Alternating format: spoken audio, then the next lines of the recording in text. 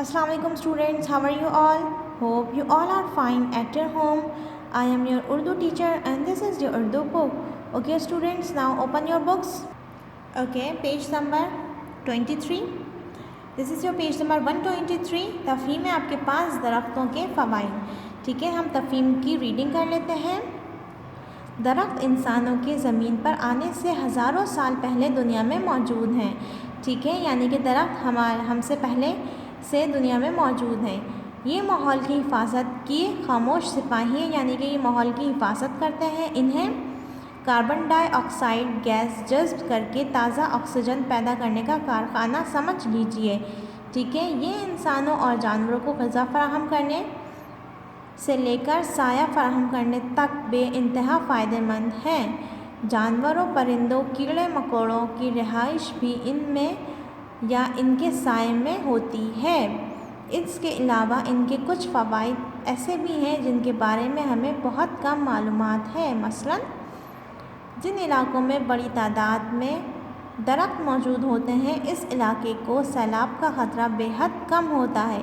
ठीक है, जिन इलाक़ों में बहुत बड़ी तादाद में दरख्त मौजूद होते हैं, वहाँ क्या एक फ़ायदा होता है कि वहाँ पर सैलाब का ख़तरा बहुत कम होता है. दरख्तों की जड़ें न सिर्फ खुद इजाफ़ी पानी को जज़्ब करती हैं, बल्कि मिट्टी को भी पानी जज़्ब करने में मदद देती हैं. ठीक है, जिसके बायस पानी जमा होकर सैलाब की शक्ल इख्तियार कर नहीं करता.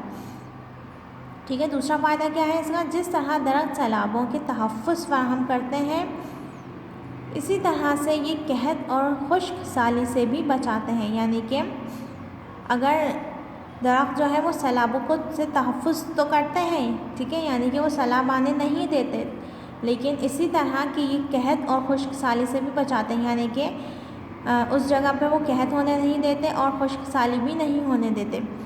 ये अपनी जड़ों में जज़्ब शुदा पानी को हवा में ख़ारिज करते हैं और बादल बनाने में मदद का बाइस बनते हैं. यानी कि जब इन्हें लगता है कि ज़मीन को पानी की ज़रूरत है, ठीक है, या इनके इन्वामेंट को पानी की ज़रूरत है, तो ये अपना जो उन्होंने अपने अंदर पानी को जज़्ब किया हुआ होता है वो ये हवा में ख़ारिज कर देते हैं, यानी कि हवा में छोड़ देते हैं, जिससे बादल बन जाते हैं.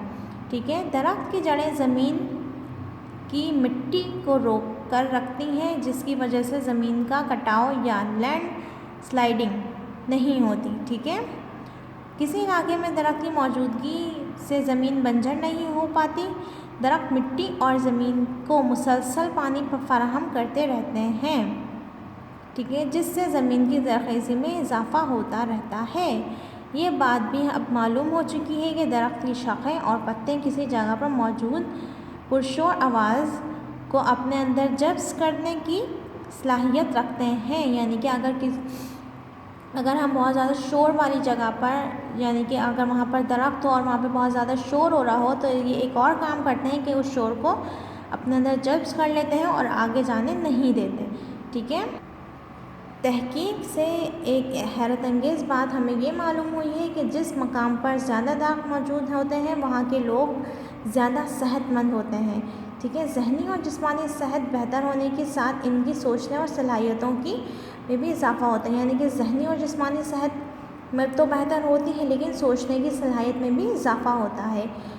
दरख्तों के फ़ायदे इंसान हज़ारों सालों से उठाता रहा है. दरख्तों से दवाइयाँ बनाना, इमारती सामान बनाना इंसानों से बहुत पहले सीख लिया है. यानी कि दरख्तों से दवाइयाँ भी बनती हैं. ठीक है, जड़ी बूटियों से दवाइयाँ बनती हैं, इमारती सामान बनते हैं, ठीक है, फ़र्नीचर वगैरह बनते हैं.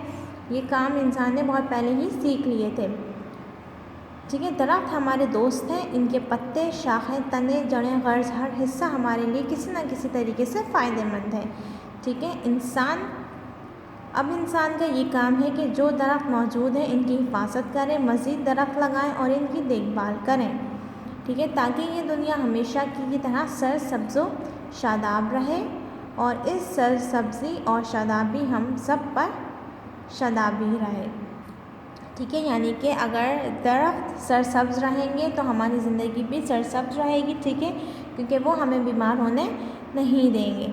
अब हमें तफ़हीम के सवालात जो हैं वो ढूंढने हैं, जो कि हमें तफ़हीम के अंदर से ही मिल जाएंगे. ठीक है, हमारे पास पहला सवाल है, दरख्त दुनिया में कब से मौजूद हैं? कब से मौजूद है? इसका आंसर आपको पेज नंबर 122 ये रहा इसका आंसर। आप यहाँ से लिख लेंगे दरख्त इंसान के ज़मीन पर आने से हज़ारों साल पहले दुनिया में मौजूद हैं। ठीक है, आपने ये काम अपनी कॉपी के अंदर करना है। सबसे पहले आप तफहीम का टाइटल पेज बनाएंगे, ठीक है, और उसके बाद सवाल जवाब की हेडिंग डालेंगे, पहला सवाल उतारेंगे और उसका जवाब आप यहाँ से कॉपी कर लेंगे। ठीक है, फिर आपके पास दूसरा सवाल है, दरख्तों को किस चीज़ का कारखाना कह सकते हैं?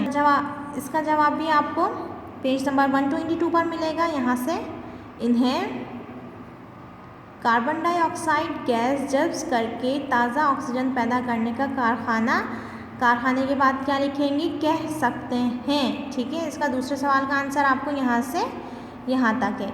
ठीक है, ये आपने अपने सवाल करने के बाद यहाँ से लिख लेना है। ठीक है, इसका तीसरा सवाल है, खुश्क साली और कहत का क्या मतलब है? ये आपकी तफहीम में मौजूद नहीं है तो हम इसे अभी नहीं करेंगे। ठीक है, फिर है आपके पास दरख्तों के कम से कम 4 फ़ायदे लिखें। ठीक है, आपने दरख्तों के फ़ायदे लिखने हैं, पेज नंबर 122 पर आपको मिलेगा। आपने सबसे पहले तो यहाँ से लिखना है कि जिन इलाकों में बड़ी तादाद में दरख्त मौजूद होते हैं, इस इलाके को सैलाब का ख़तरा बहुत कम होता है। ठीक है, आप एक ये पॉइंट लिखेंगे।